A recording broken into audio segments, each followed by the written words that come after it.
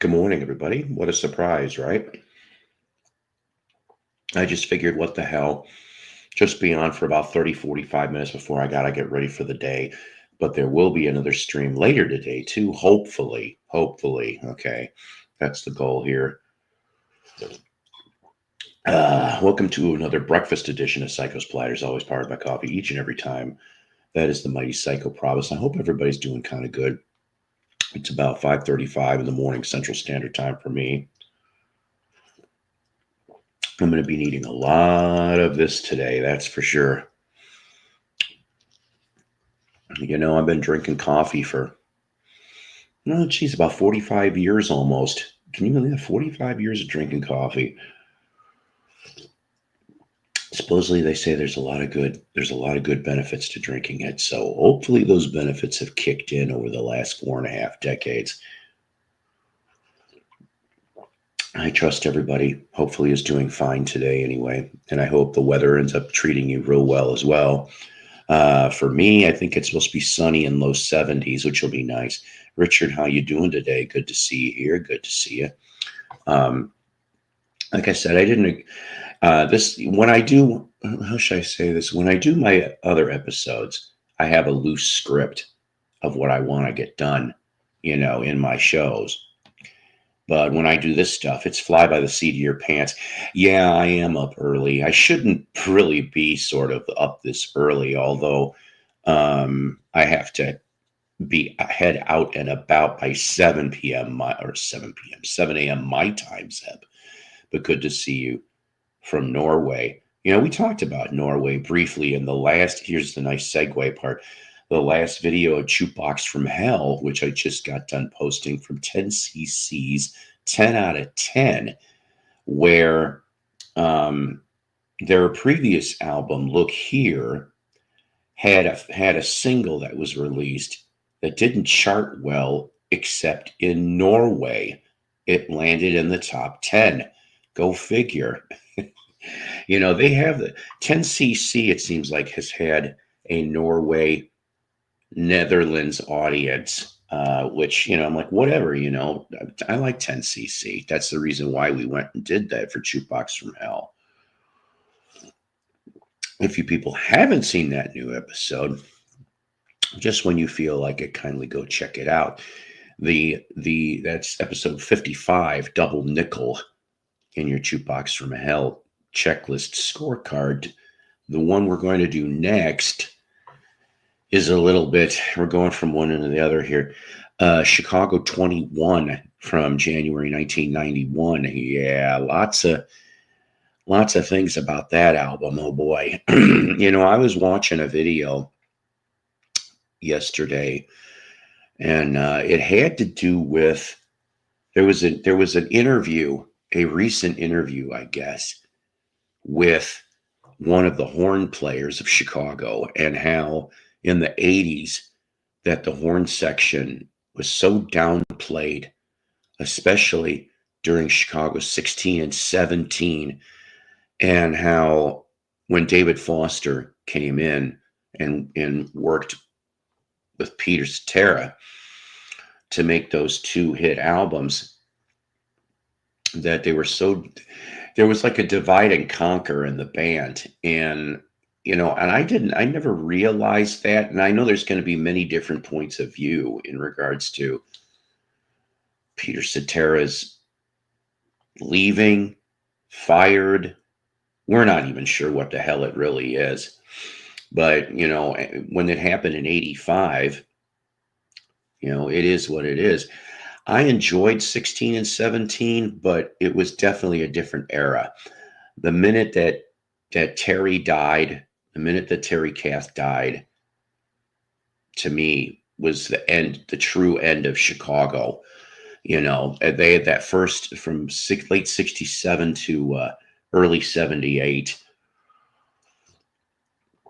And it's just too bad. There's a wonderful documentary on Terry Kath. I think it's on Tubi or Crackle or something like that. Go check that out. It's Terry Kath's daughter goes to search for a particular guitar, I guess, as well, of Terry's. And did she find it? Well, you'll have to go take a look at the documentary. But there was a lot of talking heads, and I don't mean David Byrne and company. I mean just a lot of talking heads, different band members giving their points of view on Terry. My theory, of course, and is this: I think Terry was going to leave anyway. By even by 1976, he was starting to get squirrely and was thinking about doing a solo record at least. And that's what he was going to be working on in 78. Whether or not he would have quit Chicago or not, well, obviously we weren't going to know. But he started like a germ of a solo album stuff. So, and I mean, and whether you like Chicago or not, excuse me there, whether you like Chicago or not, Terry was a hell of a guitarist. Jimi Hendrix would always name check different guitarists in his interviews. And two of them that stood out for me was Terry Kath and Billy Gibbons, ZZ Top, although he was with Moving Sidewalks at the time that interview was made. Brian, how you doing? How are you doing, sir? If you've got a few minutes, I don't know if you do. Maybe you're heading to work, or maybe you're not. But we'll drop this and we can chit chat for a few minutes if you care to. No problem with that. My shirt today, I may be old, but I got to see all the cool bands. I wish I got to see all the cool bands. I missed a lot of concerts when I was a kid. Boy, oh boy. Like I've said this before, my first concert was 1980, Echo and the Bunnymen and U2. U2 opening for Echo, of course, in the late 80s. My first concert technically should have been Elvis back in 77. My aunt had tickets to the Indianapolis show, the final concert, and my uncle Elvis blocked me, which was wrong. He had the, "Hey Jeff, how you doing? You're at work already? Wow, okay. Like I said, this was just a last minute thing. You're getting ready to head home. Be careful, be safe." Sure, that'd be wonderful. I'll be on here probably for minimum maybe 30 minutes more. So yeah, that'd be nice. Anyways, excuse me. But I was denied so many concerts when I was a kid. I just really was. And well, I don't know. But you can't do much about it. If a concert happened to be recorded, at least I guess you could watch it. You could do that. But all right, so let's see. I like this little bit. Gotta be able to. I gotta have my coffee in the morning, right? So what better way to start this day than not only drinking my coffee, but drinking and you getting to see this little bit. Hey, Paul, guess what I am? Boop, boop, boop, boop, boop, boop. Boop, boop, boop, boop, boop. Oh, you're that Perkin jar of Instant Maxwell House coffee. It's a good thing, too, because it's time to tell the folks about Instant Maxwell House and why it's so good. Instant Maxwell House is real perk coffee in a jar. That's why you get that real perk flavor in your cup. You'll like it. So remember. That's right. Do. I like all that stuff. My first concert was Kiss at Madison Square Garden. What a show to start at in your concert watching history. Love Gun Tour. December 14th, 1977. That's my kid's birthday, December 14th. For Jeff, first concert, Creatures of the Night Tour, Plasmatics Open. I would have loved to have seen that damn gig. I'll tell you that right now. When Creatures of the Night, oh jeez, was Plasmatics. But and see, okay, like Creatures of the Night came to Rockford on New Year's Eve of '82. All right, I can tell you that much. I cannot remember if Plasmatics opened for that particular show. I want to say yes, but I could be wrong on that. But what do you people think? Speaking of, I'm going to leave this up for a second here, both of you guys. What do you think about this concert that's going to happen in Vegas? This unmasked, if you will, of well, the last lineup of Kiss being Gene Paul, Tommy Thayer, Eric Singer, and special guest Bruce Kulick. I really don't know what to think. I mean, I don't know. I think personally, they should have stopped so long ago. And I thought I heard that Paul's voice was hell anyway. Right now, I don't know why they're doing. Well, no, we do know why they're doing this. It's called this. That's why. But all I'm saying is that I want to see video. How do I want to see video when that comes out? And I don't mean, just like at YouTube, like if some fans go and record some of this stuff, because I want to see how this is going to look. I'm sorry. I'm a big Kiss fan. I am a big Kiss fan. I started in the 70s. I probably would say very close to like when I saw him on Mike Douglas' show. I did. That's when I first saw him. And I want to say that by the time the Paul Lynde Halloween special came on, I was definitely solid Kiss fan. So 74, 75, I think is when I started listening to him. So I was 7 or 8 years old.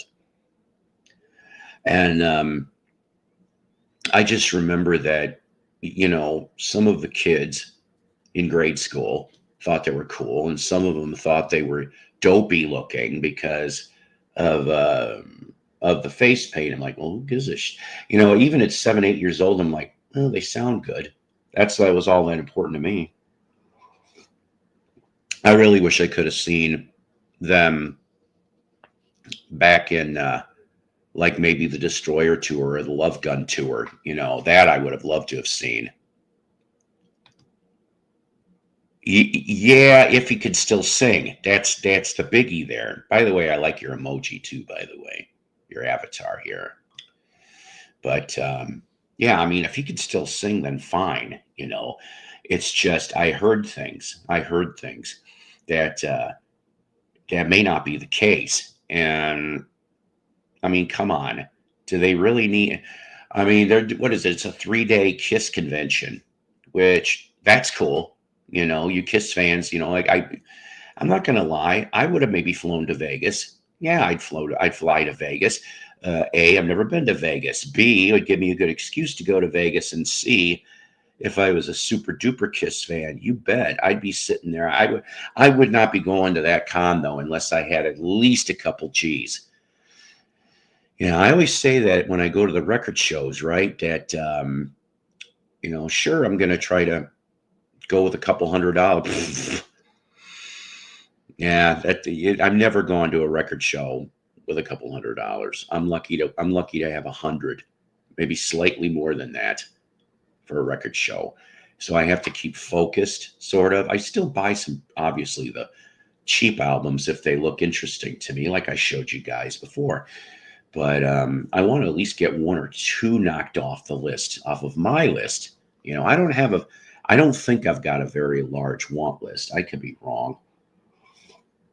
Monkeys, of course, is my top in my want lists per se.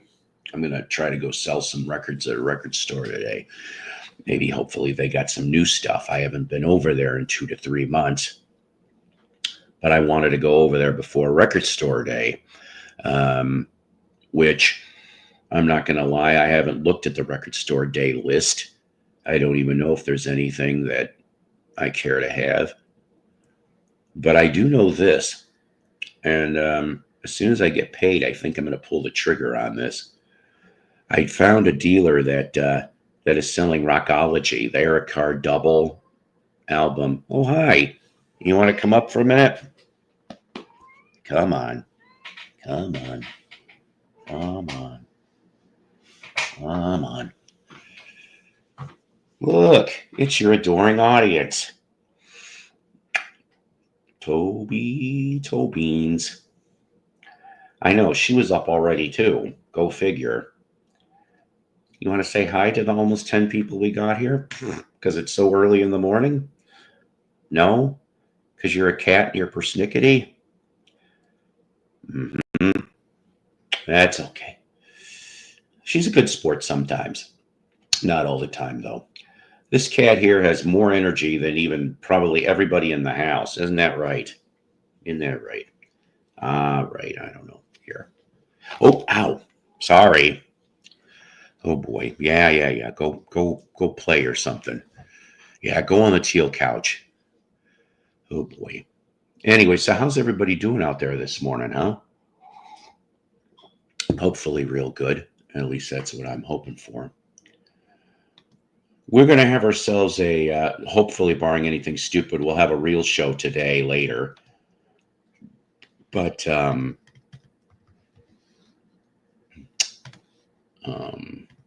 I just thought I would do this for the hell of it. So let's see. What can we show here? Well, I don't know.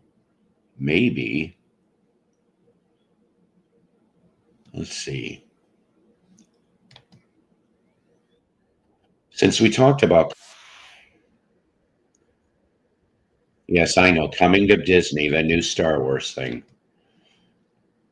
We might as well also, are you a serial killer? I'm a serial killer sometimes. Just depends on the cereal. I could tell you 4 guys that were serial killers.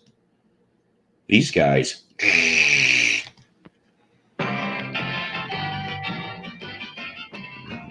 It's going to be a rice day, starting with Kellogg's Rice Krispies. Ricey bubbles so crisp and golden. Sweet so soft and act so nourishing. It's going to be a rice day, starting with Kellogg's Rice Krispies. That's right. Get those Rice Krispies so you can put them in here, snap, crackle, pop. I don't even need Rice Krispies. In the first minute or two in the morning, I snap, crackle, pop all right. It's called my knees and my back. Ugh. Yeah, it's only just till like maybe about another 30 minutes. I got up way too early. What can I say? I mean, I guess I could have been a good boy and just watched some stuff or twiddled my thumbs, but I thought I'd come on here just to entertain maybe the dozen people I'll get. Richard, how you doing? Yes, the land of VC misfit toys always will be there. It'll always be there. Sometimes the lineup will be changed around from time to time, but I'd say that, hopefully I'll be here for a while, Lord willing, We're inching our way up to episode 900. Oh man, can you imagine this big fat idiot that you're watching right now? Even though it took 14 years, has almost got 900 episodes of Psycho Splatters. It's nuts. Hey, always good to see you. Penny Lane in my ears and in my eyes for sure. That is an absolute fact on that. Speaking of that song, though, so there used to be this radio station before they changed format, and they were the only ones on the air that I ever heard the true first version of Penny Lane, which from the Beatles, which would have that extra couple notes on a piccolo trumpet. When I heard that the first time, my ears perked up. I'm like, wait a minute, who the hell's got this? So, because, up to that point, you either had to have the original 45 or if anything, if I remember correctly, on the 1980 album Rarities from the Beatles, they do have that on there as well. But that was neither of them were released on CD in that form. So that meant, in my opinion, that one of those two, and I kept hoping it was the 45. I've never come across a Penny Lane promo. The only Beatles promo I ever came across was I did see one for Lady Madonna, which if the price was okay, I would have pulled the trigger and bought and said, hey, my first Beatles promo. And now my buddy Doug Fields, host of the Vinyl Grotto, he's got some fun. I'll tell you that right now. He's got some VJ promos. There's a guy on Facebook right now, and he was concentrating this week on all the VJ releases, and there's a bunch of rare ones. I'll tell you that.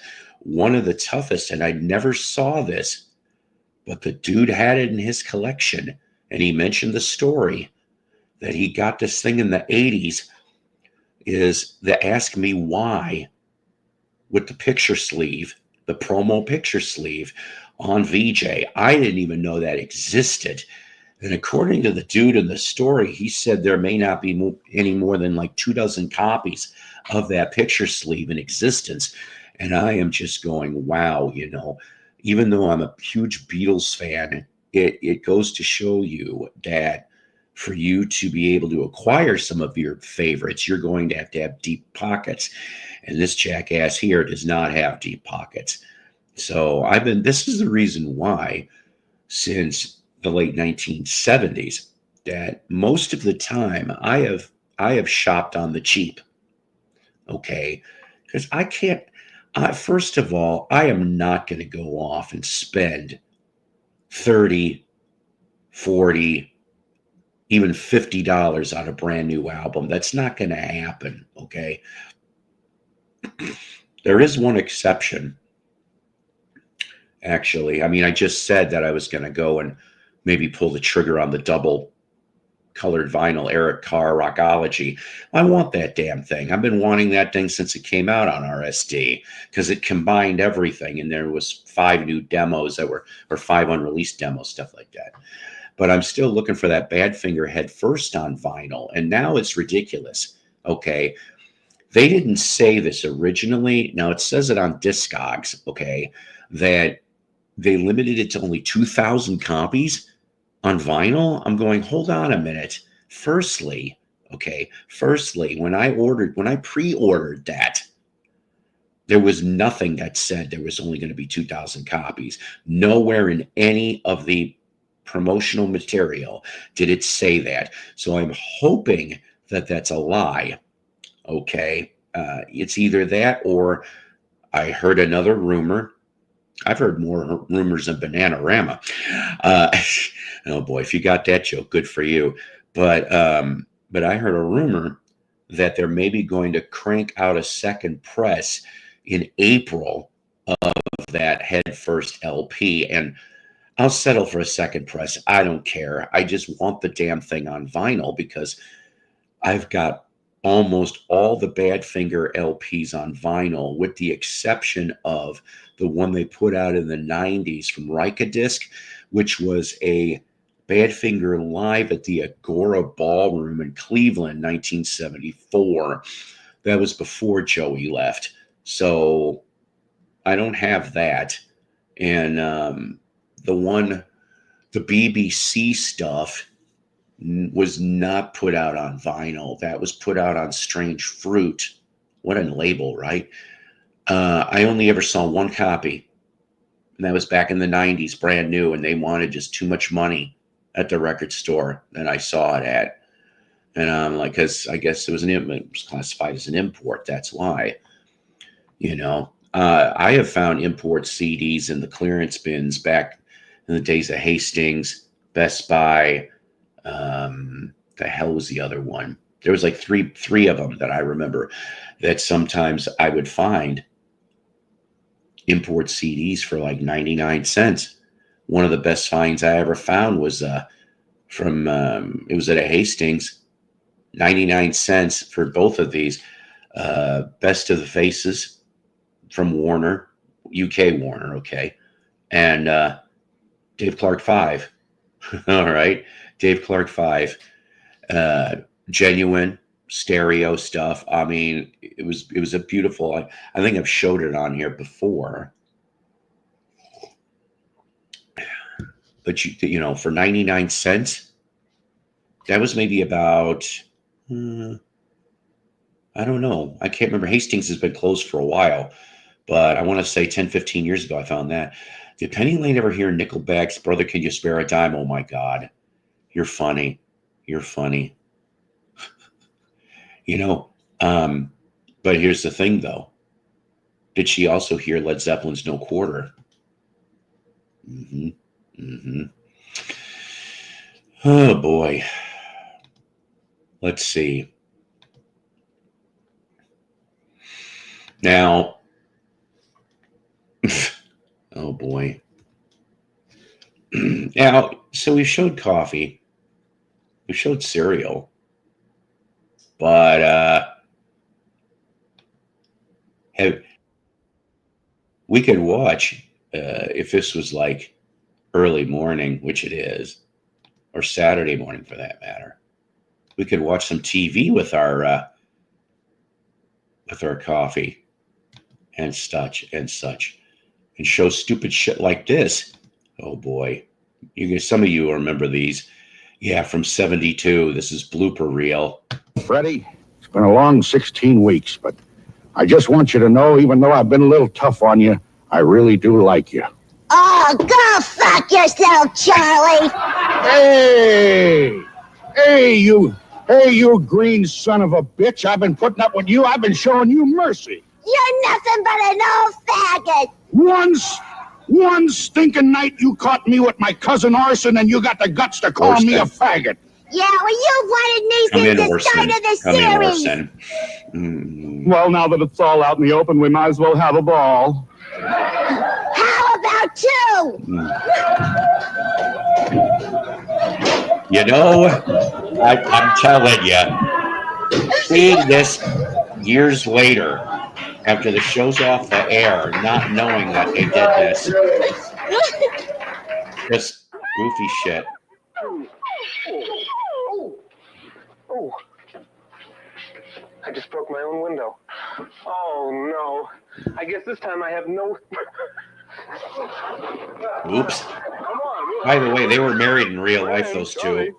Say, I've decided to help you, kid, with a Woodmaster. Oh, dear, my body. Carry my body back, please. Get me my hair shirt. Madam Chairwoman, I say only, must be for me. Charlie's Lab, you glue it, we do it. Oh, excuse me, I'm sorry. Henrietta. Would y'all do it for me, Emma Jo? I'm so nervous, I'm almost scared. Sure, Henrietta.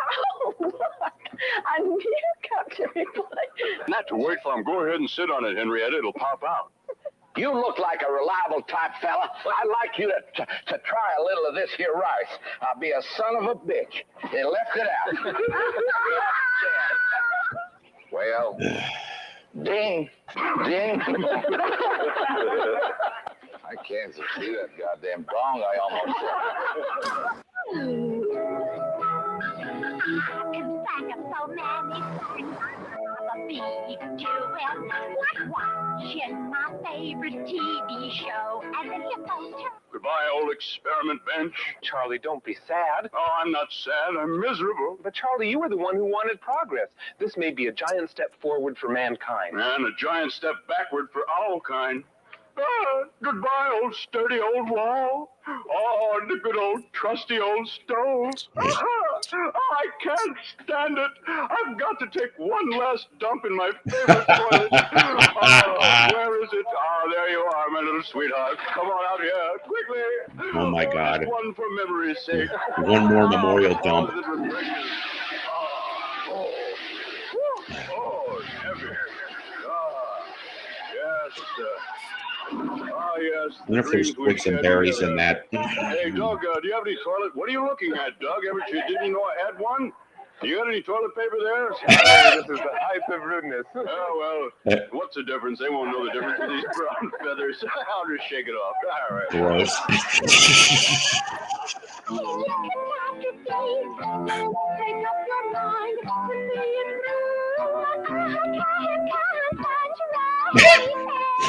I can only handle What the so hell are much we of this. watching here? This is New Zoo Review outtakes from '72. I could only handle so much of this fucking show when I was a kid. But it's funny when they fuck up.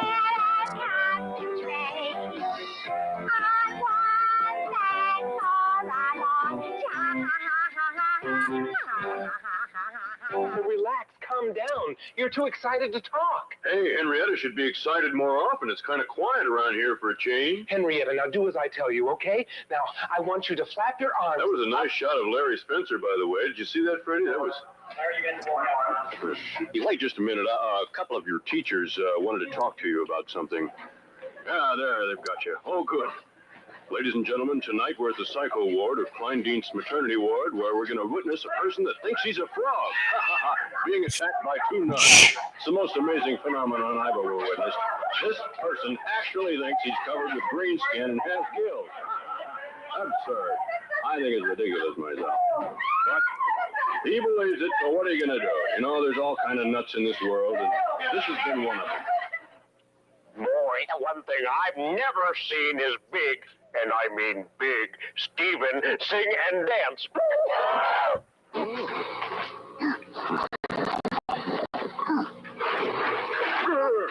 Man the lifeboats, women and owls first. Head them over the pass. This town isn't big enough for anybody. Oh, it's you. Oh, I'm sorry, Charlie. I didn't mean to wake you up. But why are you sleeping now? Well, I've told you, Freddie, for a healthy body, one must work 8 hours and sleep 8 hours. 8 hours? Don't do the jokes, Freddie. You know, sometimes, Freddie, you really Charlie. piss me off. Charlie. Take that, you. Hey, No. I'm going to get you once and for all, I tell you. What's the Vito, matter? Kid Pepper, get in here. Let's take care of this frog.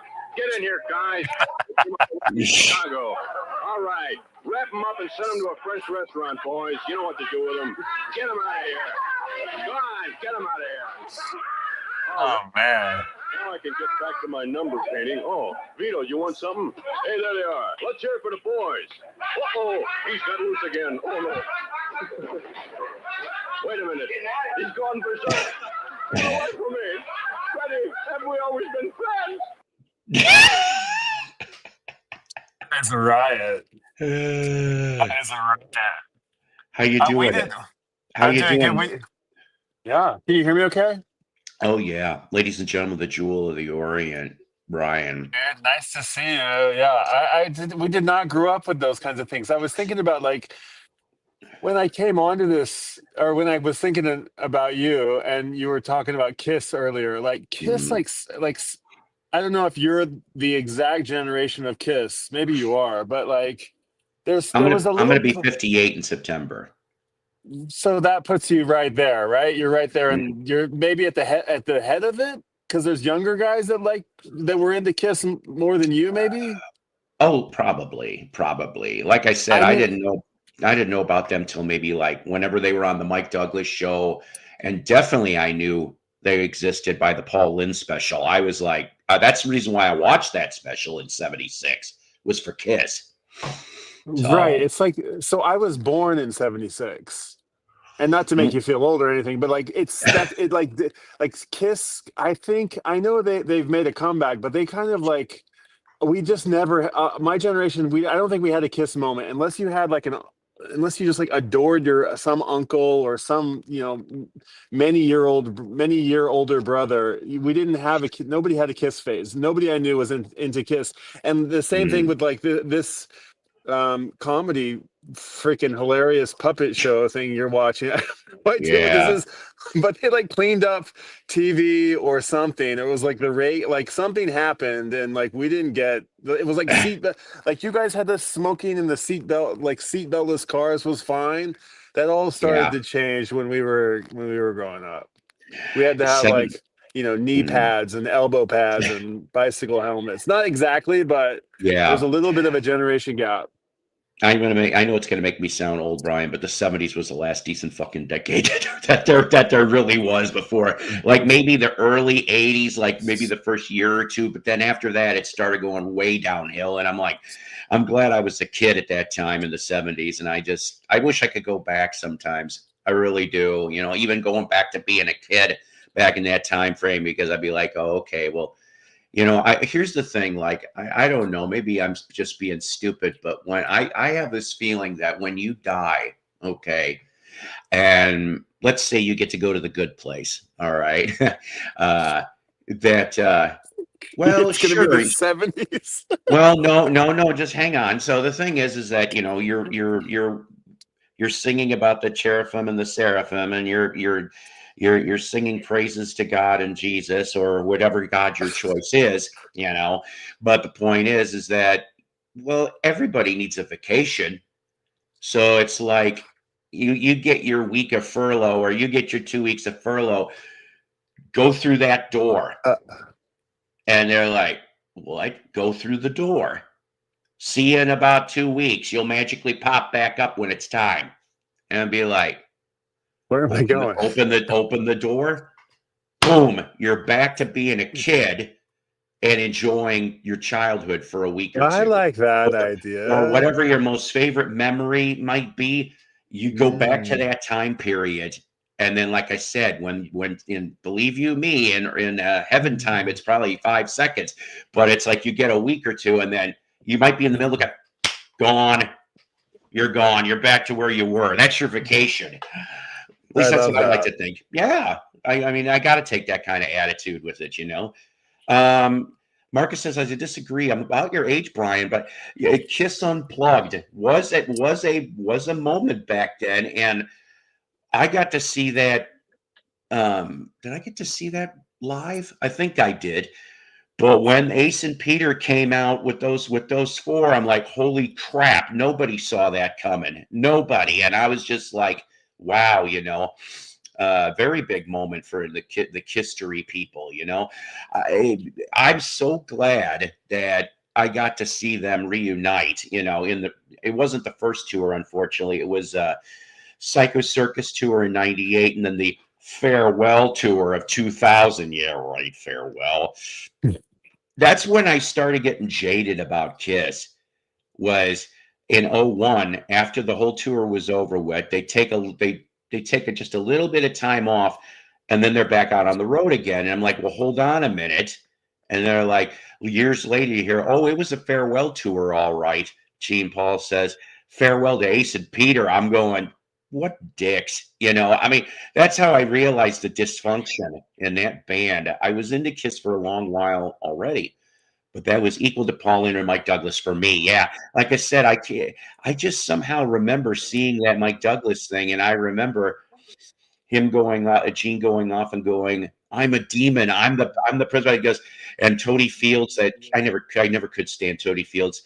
And she's like, no, you're not. You're just a nice Jewish kid from the Bronx. And he turns and looks at her because she quickly says, it's the hook. You've got the hook, meaning the nose, right? And he goes and turns and says, oh, you don't even know the half of it, lady. And I'm like, I was laughing at that one. So Marcus says he's the same age as me. How old? Where did he live? Did he just say Toronto? Was that what he said? Yeah, he said he saw the reunion tour, '96 at the Sky Dome in Toronto. Yeah, that's like is that a Toronto thing? I feel like it's like if you were into Kiss, you had to have been like from back east. When you were that age, where were you in the world, Paul? Where were you? Chicagoland. Yeah, I was supposed to go see Kiss in '76. Okay, I had a cool aunt, and this is a dumb story, but this is so true. Of course, back mid '70s, there was that minority of people that Kiss is Satan worshipers, blah blah blah, and I'm like, whatever. I said they're putting on an act, and this is part of their shtick. Even at like by that time, I was like 9 years old. I'm like, I figured that out. I'm like, it's shtick. That's all it is. They can't, it's Satan worshipers, whatever.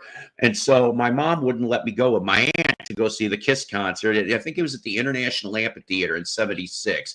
That would have been the Destroyer tour, I think. Yeah, I think. And I got a book here that would prove it to me, but that would take too long. And then I went off and I'm like, but Ma, she goes, they're too satanic. I go, Ma, oh boy, did I regret this, but I laugh about it now. I said, there's no such thing as too satanic. You either are or you aren't. That got me put in my room. Oh no. Oh no. And I How am about like, this? am I wrong?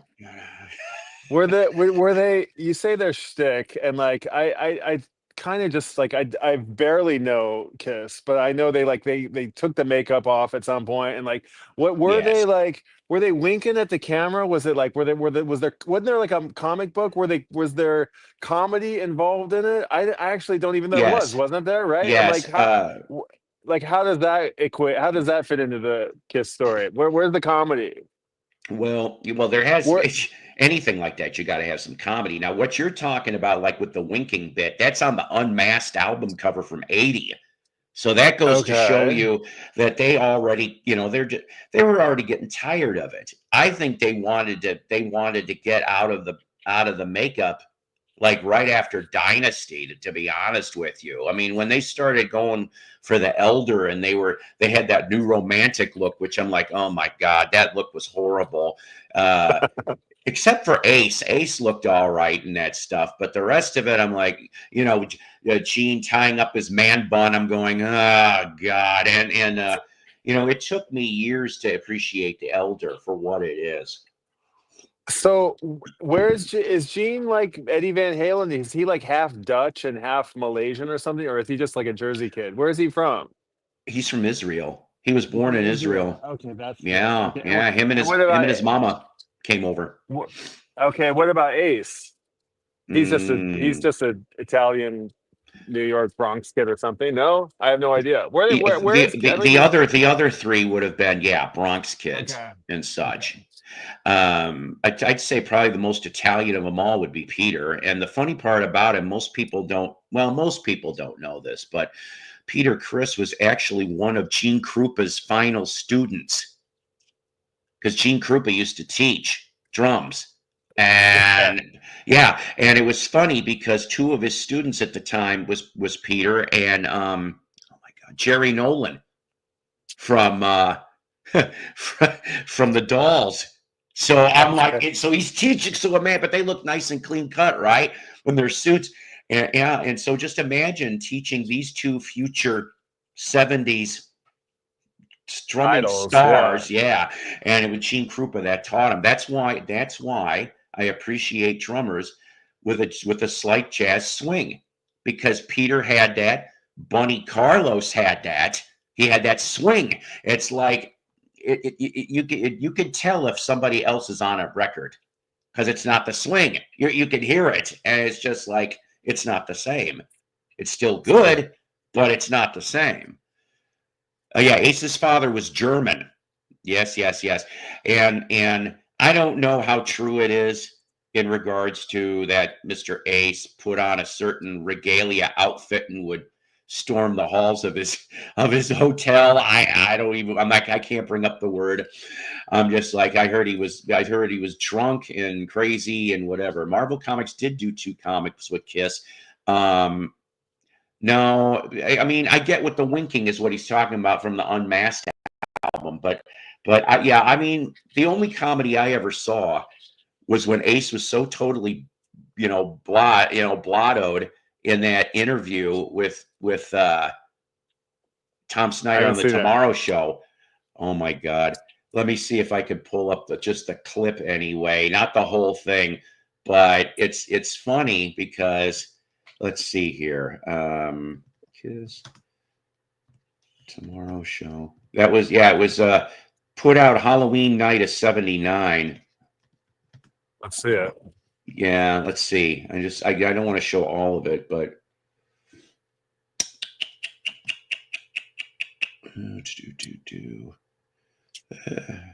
all right.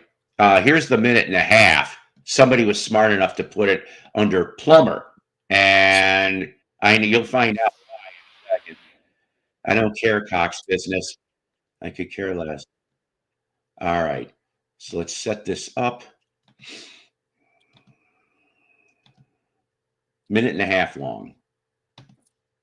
Just this part. The whole interview was 30 minutes. So yeah, no, Halloween night, 1979, about within 2 months before the start of the breakup of Kiss, and it's what we know him as.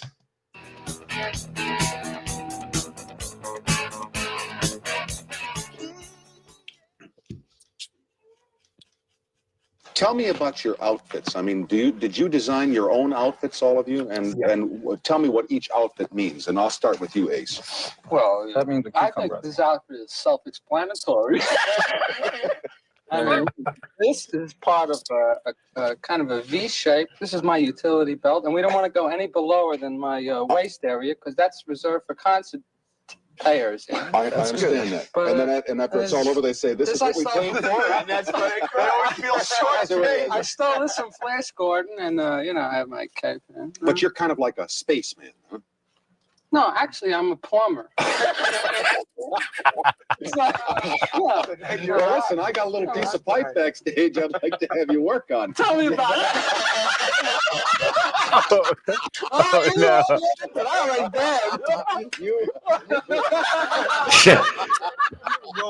Oh no. You all sweet talker, you. But I'll tell you, I read on the sheet that they gave me where they said that it's hard to get you out of your shell. It's hard for me to talk. Try to cheer down. Anyways, there you go. So man. he's a plumber. That's funny. That's funny. Oh man. Hey, I got one for you. I've been on this like insane, like 4-day long Bowie kick. I have Nice. gone through the entire, I think, Bowie discography, which I don't think I'd ever done before. Wow. And the thing that I sort of discovered most was I maybe not for diehard Bowie fans, but it was like what I would consider, you know, slightly obscure records, and even slightly not that obscure records. Like what was the one I just was listening to? The one where he's like wearing the it's got these like, it's like this electronica break beats thing that came out in like 97. He's got this like Union Jack jacket on. Earthling, yeah. Mm-hmm. Like that, and something, the record that came before that and after that, there was just like all these kind of like in between records, and I was like, this is the best. And like, because I know all the heroes and Ziggy Stardust, and you know, I don't know, half a dozen. But you never, Bowie never came around your parts, or did he? Did you see Bowie live ever? I wish I could have told you I saw Bowie, but yeah, Bowie came around Chicago a lot. What, Toby? What are you getting what I think you're getting again? So help me. She must be, because she's all lovey-dovey. I do have No, go for it. I was trying sorry. to think of like, no, I was just trying to think like when Marcus may be able to clue me in on this, but like I was trying to think of like, if I was born in 76, what would have been the first Bowie thing that I would have known? And I would like, I'm thinking of like Labyrinth, the movie. Sure. I could see that. Dancing in the Street with Mick Jagger, right? Yeah, Tina that Turner, would be the Pepsi 85. commercial. Yes. And there was one more I was thinking of. Yeah, I've spaced it, but another, yeah, but those, or Bing Crosby, maybe even though that would only because they brought that back every year. But I don't Right. think I had like, there wasn't Labyrinth. Like that was my introduction. That would have been my introduction to Bowie. What was your introduction? Do you remember like the first time Bowie came into your sphere? Do you remember? Was the memorable thing, or did he just kind of percolate into your life? The song Fame. Fame. Okay. And I would have been 8 years old. And I just liked the damn song. I didn't even know until years later John Lennon was involved with it too. And I'm going, oh, that even makes it even better. But what I was going to recommend to you, maybe you already listened to it already. Did you listen to the 2 albums from Tin Machine? No, I didn't. That's his side project. Yeah, I know about it. And Reeve Gabrels, who was on the Earthling album, and then he was in Tin Machine. I happen to have a signed CD of Earthling and the first Tin Machine, because he came to a short drive from here and played a small show. But I wish I could tell you I met him. I didn't, but he was very nice and cordial in regards to what he sent back. Here we go. My intro was "Let's Dance." Yeah, You that know, might a have been one a lot of people's were that. And I'll tell you, Bowie knew how to pick guitarists. Okay, Oh there's my God. yeah. I mean, and look, Stevie Ray is all over that thing, and I'm just There like, was you a would, bass player.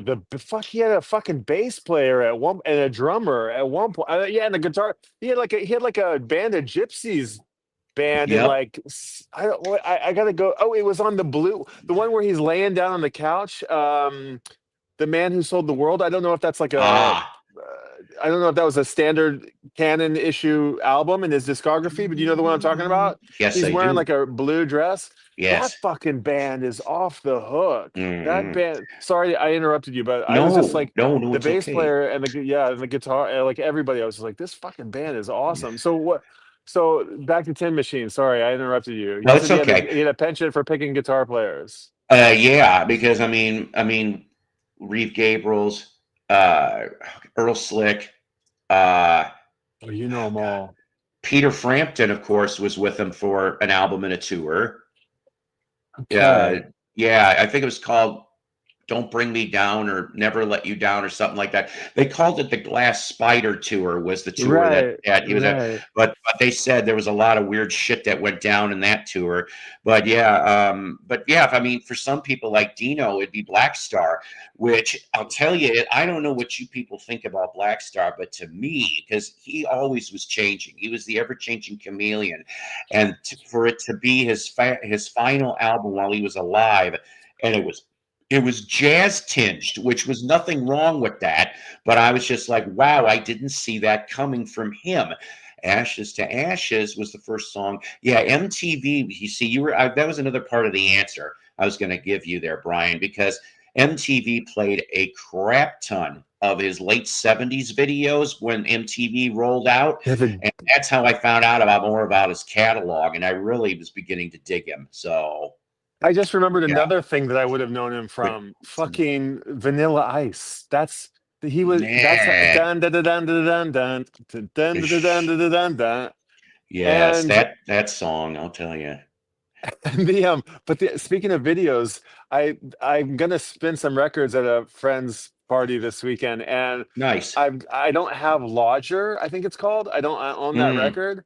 And that's got the song DJ on it. I am a DJ. I did what I play. I'm gonna go get that record tomorrow. Yep. So good. So good. Hold on. That was a great recommendation to check out Tin Machine. I definitely want to do that. I think I suddenly I heard who was it? It was Chris Rock. The comedian Chris Rock was talking about Prince.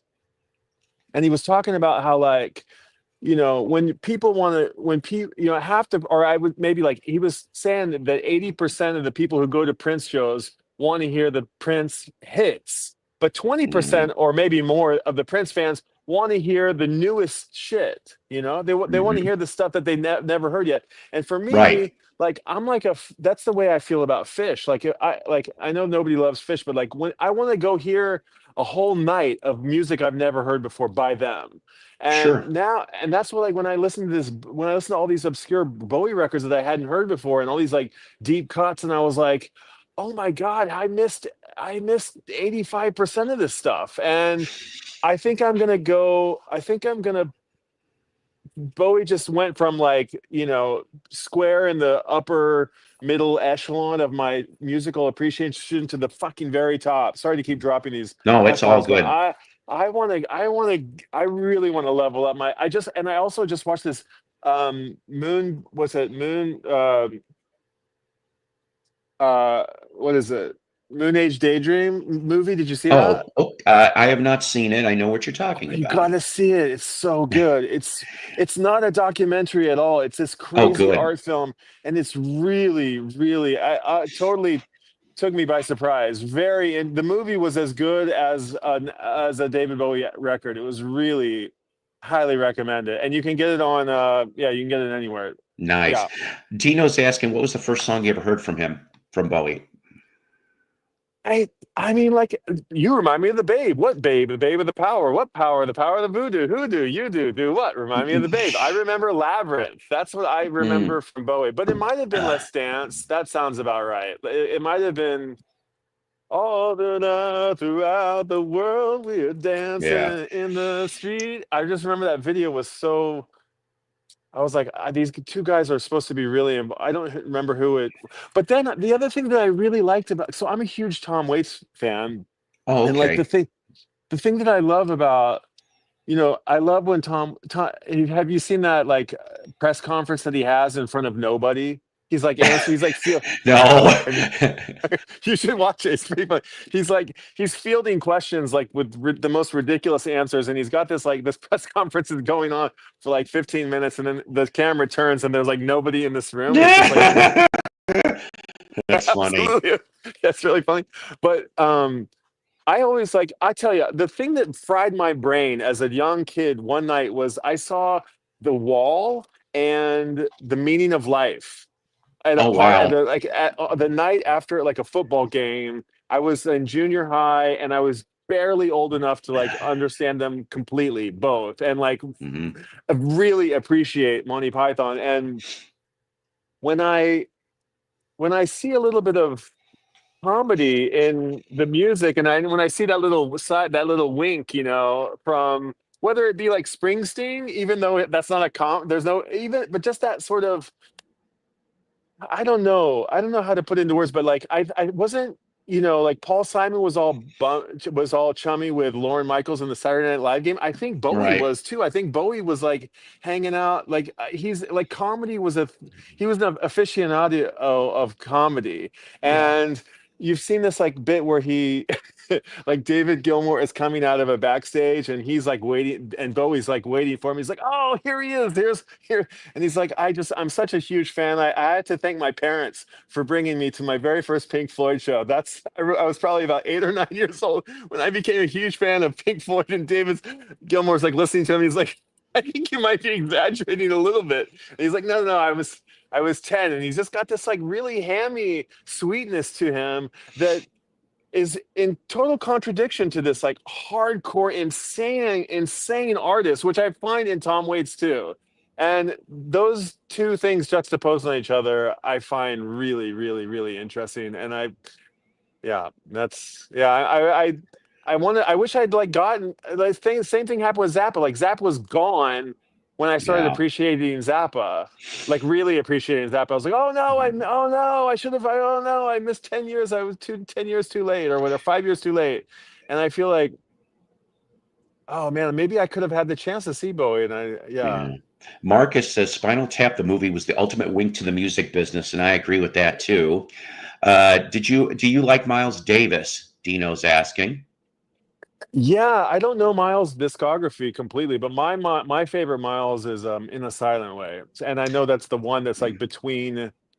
That's the one before Bitches Brew, and I think of that record as an extremely jazzy, mellow record. And when I hear people Nice. say that it's really avant-garde and really, out there, I'm like, what? Are we talking about the same record? It's like rocky and it's fusiony. I'm like, really? In a Silent Way is? But yeah, side two of In a Silent Way is my go-to Miles. Why is that question? What about you, Paul? What do you think? Are you a Miles guy? I've only ever came across one Miles Davis record in all my record collecting, and I did end up listening to it before I sold it. I had a quad copy of Bitches Brew that I found for 50 Okay. cents in a library sale. Wow. I wish I had a quad system to play on it, but I mean, it was really good. Did you ever watch the movie Down by Law? Oh, a great movie. Great killer movie. Yeah, super fun. Jim Jarmusch. I was just saying, I got to see this movie, Patterson. Did you see Patterson? I didn't see Patterson, but I really No. meant to see it. And I saw this was really validating because um, Bill Murray, I recently saw Bill Murray get asked like what his favorite work that he ever did in his whole career was. And he said, well, I've been part of so many amazing things, but probably Broken Flowers is the thing I'm most proud of. And I was like, oh, I love Broken Flowers so much. I love Broken Flowers, which is a weird Jim Jarmusch movie that kind of is like it's like Down by Law, and also it's like all Jim Jarmusch movies, and you don't kind of like, they don't really have an ending, and you don't really like, you kind of walk out of them being like, did I like that or did I not like that? I'm not even sure. And there was a movie that just, sorry to just ramble here, but like there was a movie that just came out, a Wim Wenders movie that did you see this toilet thing that I did recently?